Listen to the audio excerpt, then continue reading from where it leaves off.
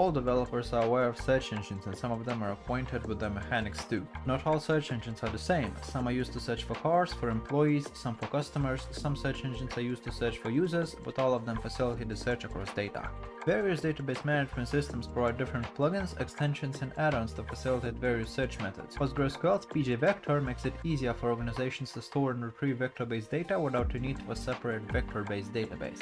A search using vector similarity works by comparing a similarity between vector embeddings using various metrics. pgvector allows you to achieve your search goals together with ACID compliance and other features specific to PostgreSQL. Features of pgvector include support for various vector embedding types, the ability to seamlessly integrate with SQL queries, and the ability to deal with big data sets. pgvector is a great choice for those who want to search through millions of vector values without performance implications. Some of the use cases of pgvector include reverse image search, anomaly detection, or even facial recognition. pgvector can also be used to prevent anomalies or fraud in financial transactions by marking a transaction as suspicious when a customer usually making small financial transactions makes an incredibly big one, etc.